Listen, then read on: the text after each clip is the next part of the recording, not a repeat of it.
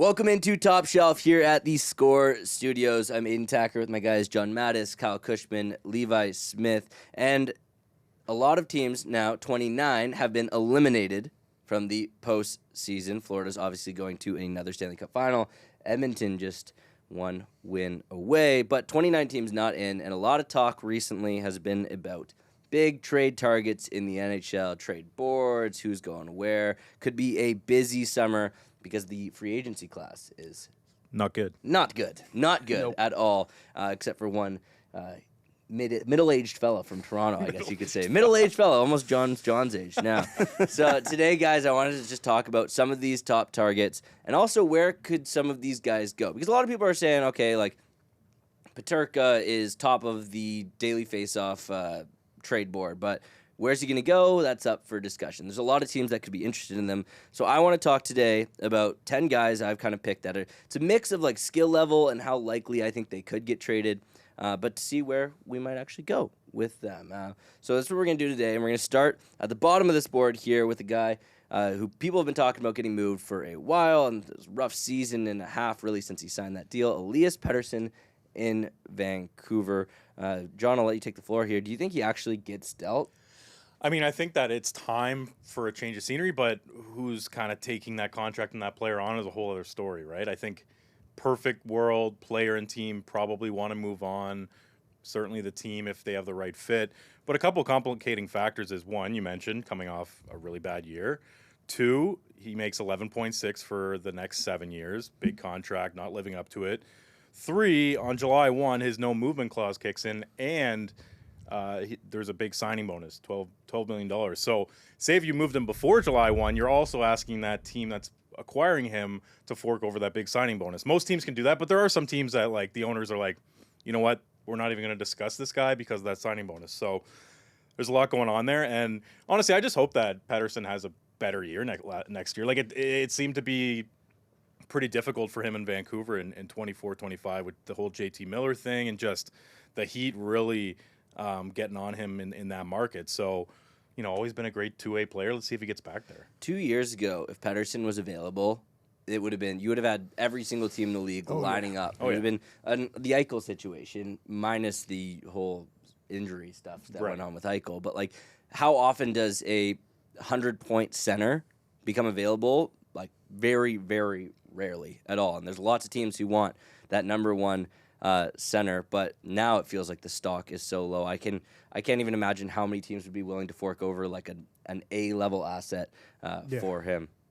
Yeah, for Vancouver, it's a question of, like, how do you get better moving Pettersson? It's like you have to weigh you mentioned the no-move clause, and that's the key here, where it's like, I think if you already have the no-move clause in and you don't really have as much control, you kind of just eat it and you hope that he figures things out because you're a better team with him at his top level than you would be with whatever assets you would have to get in some kind of trade.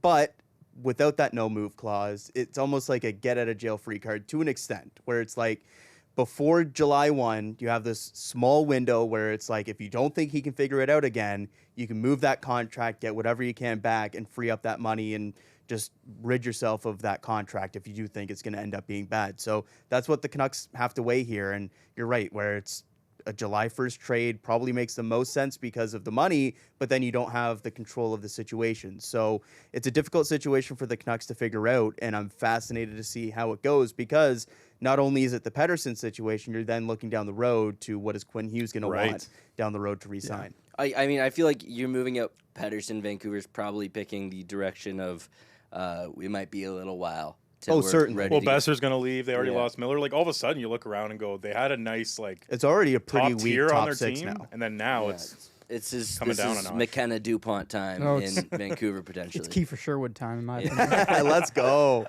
All right, so the way we're going to do this is as we go through all the names on this board, I'm going to ask you guys for a mock trade. So Pettersson, John, where's he going and for what? Let's send him to the Utah Mammoth. Okay. Feels nice saying that. I totally forgot Utah his Mammoth now. Yeah, the Mammoth. So my thinking here is that the Mammoth, the vibes are immaculate there in terms of they just signed these two big Russians to ELCs. They've got Logan Cooley, Dylan Gunther, Clayton Keller. They're on the rise. And I think Pettersson would work there in terms of, like, smaller market, fresh start, and also he can slot behind Logan Cooley. And yes, $11.6 million, that shouldn't be your second line center, but like start him at second line center, see how it goes.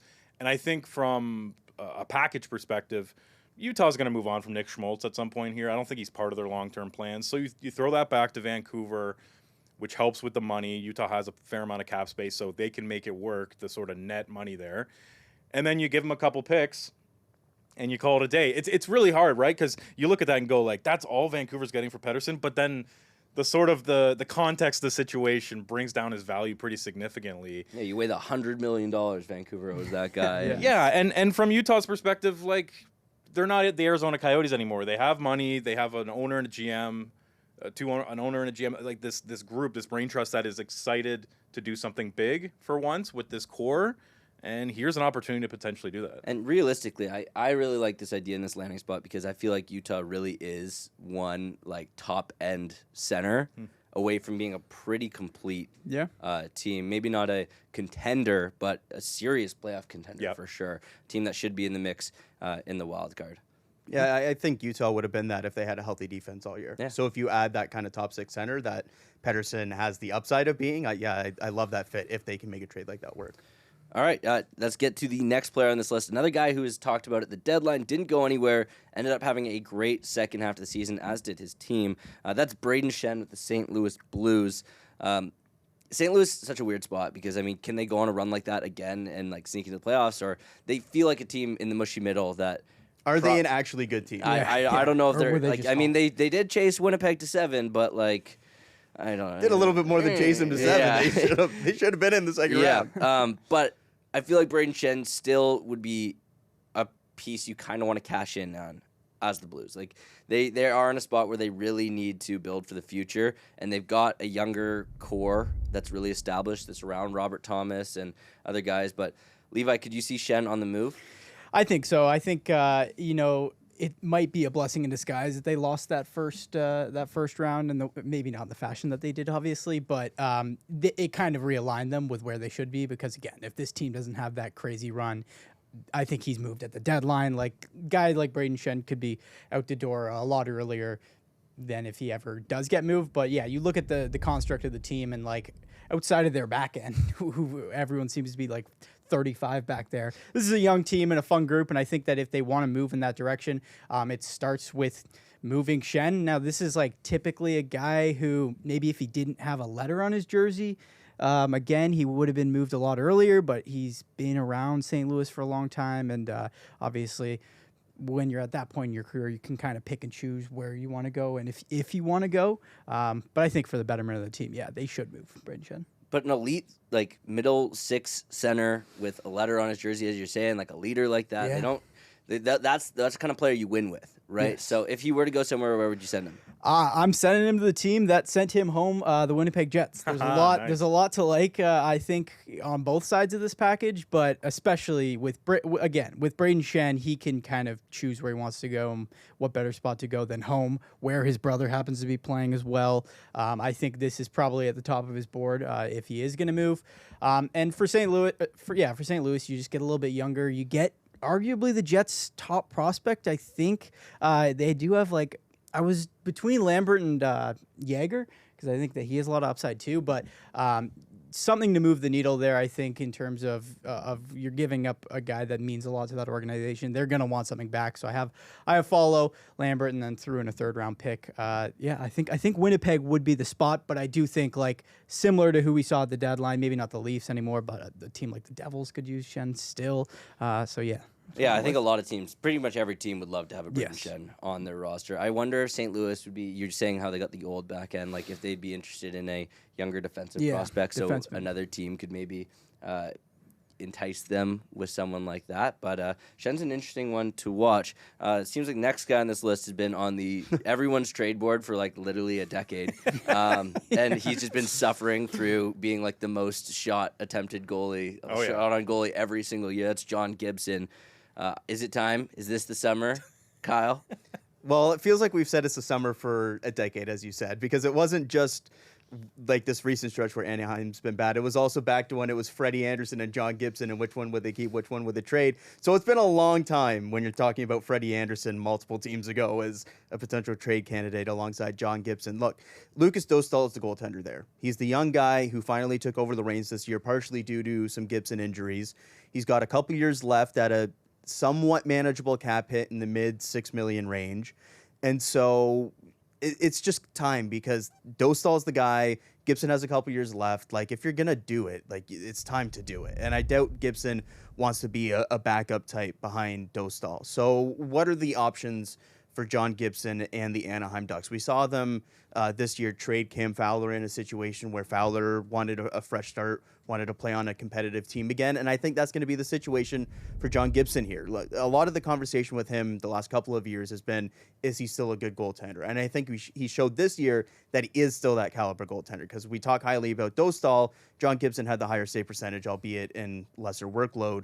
But then you factor in the injuries as well. So what's a team that could take a shot on a John Gibson? And I think there's an interesting fit with the Columbus Blue Jackets here, where he goes back to the East Coast. It's a Columbus team that narrowly missed out on the playoffs, mainly because of goaltending issues, albeit before the last couple weeks of the season, before Jet Greaves went on his insane run. Right. So I think if you bring in a veteran like John Gibson, who's from the Eastern United States, he'll be happy to go there, I would imagine. Has a 10-team no-trade list. I don't think that would be a factor here for this kind of trade. So he goes to the Eastern United States. He can be that veteran starter, and then you have somebody like a Jet Greaves as a younger backup to be in that situation, or Daniil Tarasov if they want to continue that experiment. And I mentioned those names because I have Elvis Merzlikins going back the other way in this trade. So it's a big trade because it's a cap dump and a big trade for Columbus. So they move on from Elvis Merzlikins, same contract length, $1 million less on the AAV. They give up a young forward in Cole Sillinger, so the Anaheim Ducks, a team that's wanting to compete for next year. They get a roster forward in the trade, and they also get the 20th overall pick this year from Minnesota. The Minnesota pick that Columbus got in the Juracek trade. So overall, you're getting a goaltender back that can play NHL minutes, that has shown starter upside before, but has really struggled the last couple of years. He's going to be the backup behind Dostal. They have the cap space. It's not too much of a concern, and it gets you a lot better return because of the cap implications there. Columbus gets a starting goaltender for the next couple of years that has that legit 1A upside, and they give up a fairly replaceable young forward that they have in the system there in Cole Sillinger, who's a roster forward, but they have a lot of those similar guys coming up as well. And then you give up a first-round pick that was already extra gravy for giving up David Juracek. I love the extra gravy line. Yeah. But then that's a good package on both sides, I think. Yeah, I really like this for Columbus. It's a matter of, for Anaheim. It's a matter of if Columbus really believes in Gibson, right? To sort of throw out a first-round pick, which is Minnesota's, so it's probably going to be around the 20. Yeah, I think it's range. like 6 or 7 pick difference between the Columbus pick or something like that. So yeah, and Merzlikins, it's tough, right? I mean, it's good because Dostal is your starter. You don't have to worry about throwing Elvis in the net all the time, and he is a bit cheaper. So you start to talk yourself into that, and obviously Sillinger, put him on your third line, and away you go, right? So gives you an option to move one of those guys back to the wing as well, like a McTavish can go back to the wing. Like, it gives you some options. It's a really interesting trade. Yeah, no, I like that one as well. Next guy on this list, who thought we'd be talking about a Jonathan Marchessault trade a year ago? Yes. But Nashville, really interesting position. They may just run it back with everyone next year and see if they can figure it out. But I'm sure they'll get some calls on Marchessault. Well, Marchessault didn't hold back in his postseason availability. Like, he didn't say anything directly. Like, I didn't like Andrew Brunette's system, but he basically said that if you read through the lines or between the lines and kind of expressed himself as far as, hey, this hasn't been a good fit, whether it's me or some other new guys. So there's a lot going on in Nashville in terms of like fixing whatever's broken from that first year of these new veterans, Brunette kind of instilling all of his system. Now, Marchessault's, I actually think he's, like, if you look back on his season, it wasn't great, but like, he still put up 50 points. Like, he's still a player who can still a very effective player. Yeah, like, he's an effective player. He's obviously old. He's 35, I believe. 50 points in Nashville is like 70 points anywhere else, I'm pretty sure, too. Yeah, so like at 5 point, he makes 5.5. I think that's totally it's a really fine. manageable cap hit. So the cap hit's fine. You just gotta swallow the extra years there. I believe he has 4 more years at 5.5. So you're bringing him into his late 30s if you're acquiring him. So that's the risk. But some teams don't care about those years at this point, and 5.5 for a guy who has put up the type of points he's put up, especially in Vegas. I mean, I think there'd be a fair amount of suitors. Yeah, and he's definitely like a leader, like good, like he's going to work hard. Conn Smythe winner. Yeah, exactly. He's got attitude too. Competitive, and he's a guy, a good veteran. So where's he going, John? Yeah, so I considered Montreal first of all, just because of the connection. He's French Canadian. He grew up looking up to Martin St. Louis. There's a case to be made that the Canadians need more veterans and sort of, a guy to lean on the young guys. But then I started thinking, okay, but would the Canadians teasing us with the Montreal? I know. I started thinking like Marchessault to Marchessault. That's a good. The Canadians, they're probably ready to like let go of the Gallaghers and Andersons and sort of, those types of contracts. So would they want to add another of those sort of like guys that are stopping all these prospects and young players from coming through the ranks? So I pivoted towards the Buffalo Sabres, as everyone tends to do in these situations. And what I like here is that Marchessault would sort of replace Jack Quinn in the top six, but also be able to mentor Jack Quinn. Like, Jack Quinn had a really tough last season. Young guy, they both shoot right. They're both kind of finishers. I think there's some similarities there. I think Jack Quinn has some of that Marchessault attitude hidden below the surface. So I think there'd be a cool mentorship thing going on there. And then I think, if you're Nashville, you do this trade where you get Krebs, Johnson, and a second-round pick. So Krebs goes in your bottom six. Johnson is a, sixth defenseman. And if you look at it from the lens of, like, we didn't trade for Marchessault. We didn't give up any assets, technically, other than money to acquire him.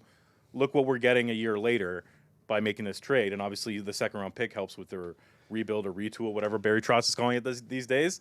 And, you wash your hands of Marchessault and you move on with two fringe NHLers, but nevertheless, there's some upside there in the second-round pick. So I like the landing spot for Marchessault. I wonder if they would ask for Jack Quinn, the guy you just mentioned. Yeah. They might have to tack on. I don't even know if they'd tack on to the Marchessault side. That seems like a trade that the classic Buffalo trade that's going to would bite them. Like a Dylan Cousins situation? Yeah. But but I wonder if that's a natural swap where Nashville's like, oh, we get a player that can play right now, could be impactful. Early 20s. Early 20s, maybe more fitting this like next wave kind of thing, where Buffalo's like, okay, we get a veteran who can maybe finally help us kind of get to where we need to Nashville be. Nashville already tried that a little bit with the Alex Carrier, Justin Barron swap as an example. So I think that makes more sense for Nashville. Like, that's exactly what I would want. And honestly, Buffalo, with the way they're trending, I think they'd do it too. They'd be like, oh yeah, here, take a young, great prospect. We want that old guy who is going to have a good season right now. Yes, exactly. Yeah, and I think Buffalo has the young guns to replace the Quinn down the run, so that I think they can just be like, they can say, you know what, it's okay. This guy's probably not going to be a 40-goal scorer. I mean, they could get bought on it, but like, hey, you never know. Next guy on this list, a guy who's going to probably maybe get one more trade in his career, but he's been swapped around lots, and people have been talking about maybe where is he going to go, finish off. Erik Karlsson, Levi, what's the story there? Yeah, this is a tough guy to trade if you're the Pittsburgh Penguins, and it sucks for the Penguins because you look at it from the perspective of they're still happy to sort of try and contend with Crosby. Like, they're not blowing it up while they're fake contending. Yeah. So while Crosby's still there, they're not going to blow it up. And you'd imagine a guy similar in age to Erik Karlsson would be a great piece, the way that Chris Letang's been a great piece the whole time. Like, they're there to win now. They're not winning now. And unfortunately for Pittsburgh, I think they need to move on for him, and it's going to be very tough to move on from Erik Karlsson considering how much money he's getting. So I kind of have a couple suitors in mind for him, a couple teams that are probably feeling pretty desperate to the point where they'll pull the trigger and bring in him and just soak how much. I think Pittsburgh will probably have to retain a little bit still, but someone who really needs to just eat a big contract for a little bit of success right now. Honestly, I thought that Carolina might be a possible suitor. Replace Brent Burns. Yeah. Exactly. They're like, oh, okay, an old guy who makes a lot of money. Why Brent Burns is a little bit too old. Erik Karlsson, you can do that. So I don't even really hate that much, considering they kind of have the prototype laid out for it. But I think the team that absolutely needs Erik Karlsson the most is the Red Wings. You look at a team who is probably as desperate as it gets. I feel like although they've had more success, they're still more desperate than Buffalo somehow. Like, this team is so in need of getting to the playoffs. And I think that they'd be willing to eat that big deal and give away a couple pieces to bring in Erik Karlsson. And so the package I've got going back is it starts with Justin Hall, as most good trade packages do. But you kind of have the bias that he played under Dubas before. I'm sure Dubas would be happy to bring him in. You get like a lower line center in Michael Rasmussen, and then one of their middle tier prospects, probably on the higher side. Like John, I know you said he's about maybe a B tier prospect in Willander. So, I think this package, like Pittsburgh gets something, and at the end of the day, I think moving Karlsson is a win for them. So they'll kind of be happy with whatever they get. And for Detroit, like you look at Detroit and Dylan Larkin, he was so upset that they didn't make any moves. Yep. This seems like a perfect, in dire need to make a move, let's bring in Erik Karlsson. And I think that's exactly what the Red Wings maybe not should do, but will do. I mean, hey, there's a good. We've seen older defensemen in Detroit have some success before. True. Swedes specifically. Yeah, Swedes that's a specifically. good point. So I could see that. I could see Pittsburgh maybe wanting a shinier toy for Karlsson. I think it all depends on what kind of retention there is. If there's no Yes. retention, a trade like that makes a lot of sense. 100%. If you're retaining, then it's going to be the San Jose thing where it's like we need at least something. Yeah, they needed Nate Danielson or something like that. I know Dubas probably would have his eyes all over all those big defender they got in Detroit too. This to me though screams like Steve Yzerman's last stand. Like if he Yeah. did this and it didn't work out within a year, he's fired. Yep. Like he's made so many moves that had a fairly high risk profile, and then this is another one. I'm not saying he shouldn't do something big this summer, but like he's running out of excuses at this point. Just kind of Like, throw everything at the board. Is he still the GM just because he's Steve Yzerman, or because the Kind of. ownership actually believes in what he's They doing? should, they should go out and get Jake Wallman. Yeah, yeah, Exactly. That's a perfect. You get a summer first round ad. pick for him, right? You never have to pay to get rid of him or anything like that. Okay, next guy on the list, another Pittsburgh guy, rumored to go at the deadline. Dubas apparently didn't get enough for him. Ricard Rakell, Kyle. Yeah, Rakell's a fascinating one here because I think he makes a lot of sense for a lot of different teams because he has a very manageable cap hit at I think it's exactly $5 million. He signed for a handful of more years, so you have that term there as well. But there is some risk involved here because he's coming off of a 35-goal, 70-point season, basically the best season of his career. But he also looked 2 seasons ago when he had under 40 points. So it's the question of, is it the 35-goal, 70-point guy or the guy that's like maybe a fringe 20-goal scorer that you're trading for? And I don't think it matters necessarily for the cap hit because I think the cap hit, especially with the cap going up, is manageable whether he is that kind of lesser version or the high-end version, obviously. But it's more about what the trade package is going to look like. And so we've talked about it often. What does a new look Toronto Maple Leafs team look like? What would the Leafs look like if they gave up some assets to go out and get somebody like a Ricard Rakell to plug in a space that Mitch Marner maybe leaves? And so that would give you a lot more money to play for some centers and some other options. But at $5 million, Rakell, after a 35-goal season, he's played a lot with Sidney Crosby, so he can plug and play alongside high-end players. He'd be an intriguing fit for me on a line with Matthews or alongside a fellow Swede and Nylander and trying some things out there. So the question then becomes, well, what do the Leafs have to give up in a trade? And that's where these things get tricky because they don't have any first-round picks. And do you really want to give up the top prospect? Probably not, because you're probably looking for Easton Cowan to play as soon as this upcoming season. So I tried to figure out a trade that made sense for both teams here. Nick Robertson is a guy that can plug and play into a top 9 and has 20-goal upside. Topi Niemela is a defenseman knocking on the door of the NHL, had a down season, but was drafted by Dubas and has looked like a potential top 4 guy in the past, probably just a third-pair guy going forward, and then a couple of second-round picks. So is it the high end that you could probably get in a Rakell trade? Probably not. But is it enough cumulatively that we've kind of seen in some Dubas trades that he's leaned towards getting the most assets rather than the highest end assets?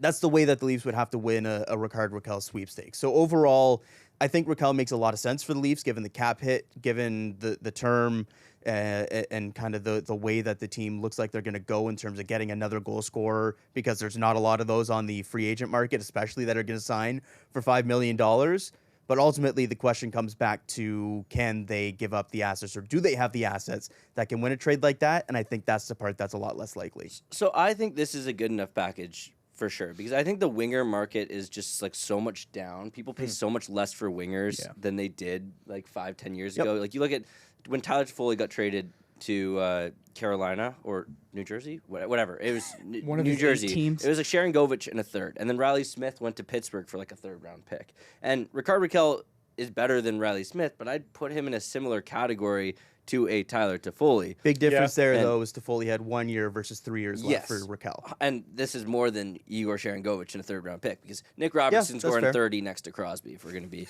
completely I honest. think that's why the What a market's so down. Calling it now. Like Rakell's a perfect example. We're in an era where it feels like you can put a competent NHL player beside a Austin Matthews or a Sidney Crosby, and all of a sudden there's 70-point scorer. Like, Yeah, and makes sense. that's a big step. What you're saying, Rakell had this great year is like, okay, who's he playing with? The deployment he's going to get, and for Toronto to make this worth it, like he would have to be playing in your top 6 full time. Oh, yeah, he's an undoubted top Yeah, 6 guy. it's got to be that. The Next- Dubas factor is interesting here, where it's like, does he want to trade with Toronto in the first place? Is that on the table? Shanahan's off the gone, so table? I don't think that's a factor. That's fair. Good point. And then the other part is, did he draft Robertson and Niemela? I think yeah. Robertson was his first draft, and Niemela was There you him. go. as So well. clearly Yeah, some yeah. familiarity. You Yeah, assume he looks over there and goes, I can make them better than they are with the Leafs right now. So, Or he'd say, oh no, I don't want those guys. I know what they there's are. bias So that that's goes the both two sides. ways. One of the two. But next guy on this list, and I think this guy, it sounds like he's going to get dealt, and it's crazy that we're talking about him being traded for the 2nd time now early on in his career. That's Bowen Byram, another guy from Buffalo. That Buffalo, I think, is just trying to shake it up. Does he actually get dealt though, John? Does he get dealt? I feel like the chances are fairly high. Just when there's smoke, there's fire kind of thing. He changed his agent. Seems like even just the on-ice fit has been awkward in Buffalo. Like, okay, you acquire him for Casey Middlestad. That's a win. Like, we can all say objectively that they have the better player at this point, Buffalo. So if they flip him, whatever, if it didn't work out stylistically, but stylistically it hasn't worked out because you have Owen Power, you have Rasmus Dahlin. Why do you need another lefty in your top 4, especially when, I don't know, he just didn't seem to fit in and click into place there in Buffalo. So, you know, he's 24, he's a cup winner. Obviously, he has concussion history, but I think we're past that in terms of like the worries, at least, you know, in the short term. So he's pretty enticing. Like, there should be teams lining up to acquire this guy, and you know, we'll see what his next contract is like. But his counting numbers aren't off the charts or anything. So there's going to be a ton of suitors here. Yeah, and I think that's one of the reasons Buffalo may not be super like into keeping him is because they have their offensive guys in Dahlin and Power. They had Power and Byram both on their 2nd unit down the stretch this year, and I feel like they're looking for they just need to shake it up. They need to change the culture of that team, and you could give Bowen Byram 8x8 if you want in Buffalo. Like, you could do it, but is that really going to make your team a playoff team? Is that going to change the culture enough? Or what you could get for Byram, would that be better? What do you think they could get for him though? Yeah, I don't know. I landed on Carolina for this, where, okay, so Buffalo desperately needs right-handed shots. You look at what's going on with Carolina first.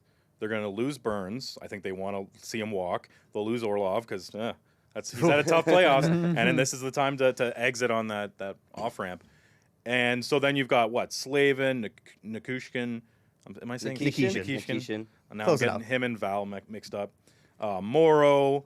You've got Walker there. You've got Chatfield. Like, they have a lot of bodies. So can they move Sean Walker and a defensive prospect, Dominic Peterka, who would be kind of the prized possession in this haul for Buffalo, and then a 2nd-round pick. So Walker slides into Buffalo's lineup on the right side. They've got Connor Clifton there and Bernard Docker, and then Walker. Like, that's not a great right side, but hey, it's better than what they have now. And then Peterka comes through, maybe not this coming season, but the season after, and he's got some real upside there.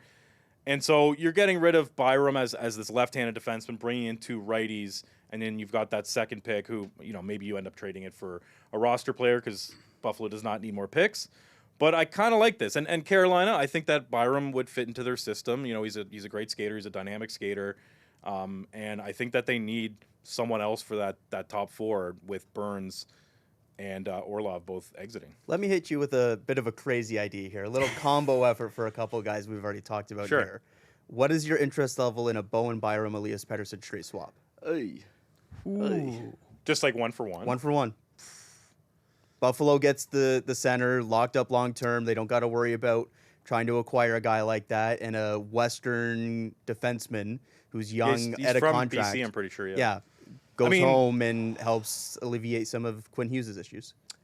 Yeah, similar to like the Karlsson trade for Dubas, this would be, or sorry, for Yzerman, this mock trade that Yzerman would make. This would be Adams' version of that, where it's like, if Pettersson blows up in your face, you got to take a swing though. See you later. No, yeah. but I say that in the lead up to like, this is a chance to make a big splash.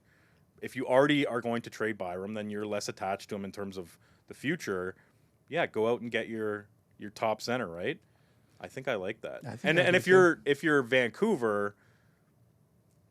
Yeah, I mean, you add a quality top 4 defenseman. I think you probably do that. But I feel wash your hands of Buffalo wants culture setters, though, and I feel like that's like so. Like, I don't think culture setters are going to get them back into the playoffs. That is fair enough. But so my thought with Byram and is actually with the next guy on this list is Rasmus Andersson, and I think that's a really natural swap because Buffalo needs a right-handed defenseman.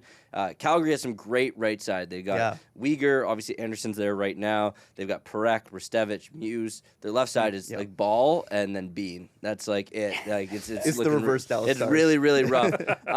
It's so rare you actually see that. But interesting thing is Anderson's got a 6-team no trade clause. So I don't exactly think that whether he'd wait to go there, nor would he sign an extension there is a tough I think thing. the reality of the NHL today is if you have a 1-team no trade clause, we know who's going to be on the Winnipeg or Buffalo. Yes. Levi, if Anderson does get traded, though, which I think Calgary should trade him, where do you think he goes? Yeah, I think the Sabres and the Senators are 2 teams that would make sense for them, and I'm pretty sure both teams are probably on his no-move clause. I know the Sens are, which is a bit, I guess, more rare than the Sabres, but I think I like this deal a lot more for the team getting him just because it makes so much sense. But I think it's a good enough package in return for the Flames. I mean, you are the Flames fan, so we can get a firsthand opinion here. But it's the Dallas Stars. They need a right-handed defenseman so bad to really. It's the one hole they have in this roster, and I think this is far from maybe generous on the Stars' part. They don't have a lot of picks to work with, but I believe that they would give up maybe a bit more. We'll see, but to get a guy like Rasmus Andersson who will fill that need so importantly. But on the Flames' return, they're in a similar position that the Blues are in that we were talking about. Where are they going for it? Are they not? I think it would be wiser to get a little bit younger and not really take a serious swing at the playoffs, kind of like what they ended up falling into this year. So they get a young center, Maverick Bourque. They get Oscar Back, 2 guys who are, I think, 23, 25, have played on the Stars. So, I mean, if you're getting minutes at that age on the Dallas Stars with how good they are right now, I think you're a reputable player. And then they get maybe the best player in this package, Matt Dumba. Hey, that's important because he can help him get McKenna. So there we go. They can contribute to the tank. You're thinking 4 steps ahead. Tank commander Matt Dumba, but obviously I had to throw him in to balance out the contracts. But I don't mind this deal at all. What do you think? Yeah, I could see the Flames really being interested in Bourque, the young right-handed center. I think he's right-handed, but he's got to get pedigree coming up. I think they would be floating around to other teams, though, especially teams with like that high-end center prospect, maybe a couple years younger, or a high-end pick to see if they could move up in a trade kind of thing. I could see it being a really good way to use this Rasmus Andersson as a trade chip. But I also think that Andersson does only have 1 year left. He's coming off a career bad year. He was like minus 32 or something like that. And I mean, Calgary was bad, but like Uyghur was plus 15 or something like that. So that's a big gap when you're looking at. He's not exactly like a top pairing defenseman. This is a second pairing right-handed defenseman. So I do think this trade, if this were the trade Calgary would do, I think that they're not losing here per se, but I think they would. Craig Conroy would at least want a little bit. They could win more. Yeah, especially because if they had traded Andersson at the deadline, they definitely would have gotten a lot more. Yes, I think Leanne Bichel is the guy that you'd try to get out of Dallas. The huge left-hand shot. He's kind of blocked on the left side in Dallas. If they're getting a right-handed guy, that's even less room for him. I think that's a a somewhat attainable guy to try and go out and get. As you mentioned, they've got a pretty loaded right side coming up when you think about the prospects coming up, like the idea of a Bichsel-Perek pairing as like a potential top pairing in the future. nice. That's kind of intriguing. Yeah, I think that could be great. I just feel like Bichsel. I would rather have Bichsel than Anderson if I was Dallas. I think Bichsel. Interesting. I think he's been awesome. I think he's a stud, but the right-handed, left-handed. Yeah, like there's, you are right. There's some ways you can talk Like, yourself into Anderson's it. a better player at this point. 100%. Right? Next guy, the next two guys on the list, I think, are the two most prized kind of because you just don't see players like this available for age, trade. The age, potential, the potential, and I see a lot of people having Peterka at number 1. I have him at number 2, and I'll explain that with later when we get to Rossi. But so let's start with Peterka. Yeah, JJ Peterka, a guy the Sabres just flat out shouldn't be moving, but if he wants out or if they're not willing to give him the kind of extension that maybe he deserves at this point, there's some reasons why he's been floated in trade rumors and seemed like he was going to get traded at the deadline until he wasn't. We're talking about like a 25-plus goal scorer, almost 70-point scorer on the Buffalo Sabres this season as a young winger with some size as well. So that's a really intriguing package for a bunch of teams. And he's an RFA this summer without arbitration rights. So it's not even like you have to trade for him and then worry about an ARB case right afterwards. You're going to have to sign him to a big extension, but you've got some room to work with there, especially going out and getting a really good young player to add to a core. So what kind of teams could there be interested in him? And I think the big factor here is you're dealing with the Sabres. We talked about the no trade stuff. I thought about the Vegas Golden Knights as an intriguing option as a team that could use a top 6 winger, especially on the left side. But the Sabres, as we talked about, aren't a team that's going to be looking for futures in this kind of trade. So what kind of trade could you get with them? I was thinking, like, could you swap out a William Karlsson as a center and get stuff, but he has no move protection? That's not going to happen. So I look to the New Jersey Devils here, and I think there's a really intriguing fit here that could work for both sides, honestly, where JJ Peterka maybe wants a fresher start or a more competitive team. And New Jersey has Dawson Mercer, who hasn't really lived up to expectations after a couple of really good seasons out of the gate. So I have it as a swap of Dawson Mercer and Seamus Casey for JJ Peterka. Peterka has had significantly better seasons the last couple of years than Dawson Mercer. You can lock him up to a long-term contract. He fits on that left side versus Dawson Mercer, who's kind of this center right winger who every time he stepped up into the top 6 has really struggled for New Jersey. He gets a fresh start with the Sabres as a cheaper guy as well at forward, that's signed at $4 million for a couple of years before you have to think about re-signing him. And then the Sabres also get Seamus Casey, who's this really exciting puck-moving, puck-rushing, right-handed defenseman. They have a lot of similar guys there, but they don't have the right-handed guys. And we're also talking about Bowen Byram potentially moving on as well. So I think he would be an easy plug-and-play fit and onto the roster for next season. So I think that's a trade that could work for both teams where the Devils get even better, like the thought of like a Peterka, Hischier, Meyer line or anything like that. Like those are all guys either entering their prime or in their prime that have had a lot of success and are bigger guys as well on the wings who have some speed. Those are tough guys to go up and defend. So I like this trade for both sides as kind of hitting some needs immediately, which is kind of rare to see in some of the trades nowadays. Yeah, and I think those are two pieces that I think are good enough, I think, to get a Peterka out of Buffalo. I could see also New Jersey flirting with the idea of swapping out Casey for a Nemec kind of to even... I would be surprised if they valued them equally. Yes, but even like to kind of get more kind of thing. I think Nemec is a little bit higher, but Casey's had a kind of easier flow to his start of his career in New Jersey. So it's not out of the cards for Buffalo, I think, to ask for a Nemec. Yeah, I think if it's a Nemec thing, I think it might even be a 1-for-1 swap. Yeah, and I can see that. Which happening. I think the Sabres would love. Yeah. Yeah, Peterka's super fun. Like, I think he's just scratching the surface in terms of he's a sick player. Like, his rush game is off the charts in terms of his skating, his dynamic ability.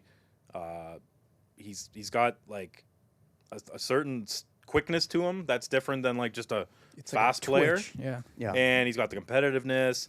You know, if you look at the players that he's played with, you don't go, oh, he's, feeding off of this guy. Like, he's done a lot for himself in a small amount of time, especially when you compare him to Jack Quinn. They're the same draft class, came in at the same time. One guy's gone in one direction, one guy's gone in the other. So, I mean, this is a fantastic trade for New Jersey, especially when they're dealing from a position of strength with Casey, right? Like, you can afford to trade Casey because of all the the embarrassment of riches on the back end in terms of youngsters. So, and then Dawson Mercer, like I like that for Buffalo, where you add like a dog to your bottom six, potentially your top six if he levels up a bit to the second line, where like it's a different type of player than they have. And he scored 60 points before. Like it's not Yeah, like he's it's not a like huge a- difference. You gotta have him get back up to that level. I like this trade. But I like it a lot. it's a really intriguing couple of trade partners. Yeah, there. the other thought process I had with Peterka was I wonder about Utah and the 4th overall pick, because I think Buffalo doesn't need a 9th overall pick, but a 4th overall, a prize center, I'm sure they would jump at that. And Utah, especially if they're able to acquire a center as well outside of this, Peterka in that top 6 playing with Keller, Gunther. Peterka in a lot of that'd be nasty. spots. Whoa. Yeah, Like he's he's very a easy to plug really in. He's a good intriguing player. trade guy. Yeah. Yeah. Oh yeah, great So player. the only reason I have Marco Rossi ahead of Peterka is because he's a center. And because how rarely do you see 60-point center under the age of 23 like available for trade? And that is what Marco Rossi is. But it seems like Minnesota doesn't love They this played him guy. 11 minutes a night. He was on their 4th line in the playoffs. Yeah, ended the even though he playoffs had on a the great 4th regular line. season, then he still like produces on the 4th line. So clearly, whether it's the coach or Guerin, it seems like there's certainly something in the water there as far as moving on from him and a change of scenery. And there's been contract talks, but they haven't gone the distance clearly. So yeah, it's strange that Rossi appears to be on the move, but also if you're Minnesota, I suppose if he's not, a fit for your future, I assume a lot of it has to do with his size. Then I guess you move off him. Like Minnesota's kind of an interesting team where they're gonna have all this cap space opening up because the buyout penalties for Parise and Suter are down to like whatever $1 million after it's been at 14 for however many years. They're really good at drafting, so they always have guys coming up through the ranks, and they've obviously got the Boldy, Kaprizov, Faber. One of the reasons that I think Marco Rossi could be on the move now is because they have Danila Yurov coming over. And they said that they're going to play him at center, so that's another option that's in the bottom 6 there, and Marco Rossi out of town. So what do you guys think about sending Rossi to Chicago for Lucas Reichel, a guy who also needs a change of scenery, and then a first-round pick? So the first-round pick would actually be Toronto's this year, so that's the 25th overall pick, which obviously would be nice for Minnesota. Let Judd Brackett, their draft guy, cook and find another gem. So I think the first is almost more valuable than Reichel. Like Reichel, obviously, you add him to your team. You see what you can do with him as far as taking him from a project to a full-time impact NHLer. But they're getting Rossi off their plate, which apparently they want to do, and you get that first-round pick. So, it's a bit of a weird trade in the sense that they don't seem like obvious trade partners, and Reichel doesn't seem like maybe the most obvious player for Minnesota to get. But I think that Chicago's ready to move on from Reichel, and I think they could certainly use Rossi. Yeah, I think it's an intriguing fit in terms of the player type and plugging in that kind of center. That's a really intriguing fit. The concern for me is the Blackhawks size, right? And the kind of talk at the top of this draft class is, are they going to finally get some size to add to the forward group, especially down the middle when you have Connor Bedard and Oliver Moore and Frank Nazar as sub 6 foot centers? Are you going to add another 5'9", 5'10" center to that mix? If that's not a concern for them, then absolutely. I think Rossi would be a great fit in a trade like this. Makes a lot of sense to help alleviate some of that pressure on Connor Bedard, or maybe even move him to the wing full time. Yeah. That's the concern there for me. But in terms of just the fit of player and team and the upside of that, I think Chicago would be a really intriguing landing spot, because the talk so much with Rossi has been just the minutes and how much he's played, and when he's gotten into the top 6 succeeding but then going right back down, he'd clearly be a top 6 if not first line center for them for a long time. So I wonder, what about Rossi for Peterka? Who says no to that? I was deal? gonna mention that. Rossi So the interesting thing there is the Sabres passed on Rossi in the draft to take his teammate Jack Quinn in the top 10. Obviously that hasn't really played out well with Jack Quinn, but entice them hey, let's put these guys back together. there you go. Yeah. That'd be an intriguing one. Could be a fun one there, and I feel like looking at that package there, I feel like there's a few teams that would want to bid a little bit higher for Marco Rossi. Yeah. I think it would all depend on your interest level in Lucas Reichel, because I think his speed and kind of skill upside would intrigue a lot of teams, but his just kind of putrid results in the NHL as well would scare off some teams as well. He feels like a bit of a Jack Quinn, where it's flashes of brilliance in the NHL, but few and far between, and been in the AHL, and just there seems to not be a fit in terms of the team and the player and getting on the same page, and kind of a change of scenery guy in a lot of ways. And Yeah, I don't know. Well, it's interesting. Look at that. That's 10 players done, 10 landing spots picked, and there's actually a bunch more guys that I think could get dealt. I think it could be a really interesting summer. I think it'd be a really interesting draft because all the teams are at home, so they might get a little weird with it, especially with the draft not being that good too. Some teams might be more willing to move those picks in that 25 range. Like if you're Chicago, might be more willing to. But I'm really curious to see how this all does shake out. Will all 10 of these players get dealt this summer? Probably not, but I would bet that at least 7 of these guys are on different teams. That sounds like a fun summer. Preseason. Do you guys take the over or under on that? Let's say 6.5's the line. Over or under on that? I'll take a slight under, but I think the cap going up is going to make for a lot of chaos here coming up. Yeah. Okay. I think lack of free agents equals more trades. Hit the over. Woo. I'll go slight under to 6. I think there'll be activity, but it's still the NHL. It's still, kind of. And I wonder if we see it like we kind of suggested here, how many of these guys end up in trades for each other. So then two birds with one stone. And I also wonder what player is going to get dealt outside of this list that overshadows. Who's going to be like the Mikhail Sergachev? Yes, and I think I have lots of ideas, but maybe that's for another show. What a tease. That we'll have to get into. We'll get into over the next few weeks, maybe here. But that's all the time we got for Top Shelf here today. For Levi Smith, Kyle Cushman, John Matisz, and myself, Aidan Thakkar, and everyone here at The Score, we will see you next time.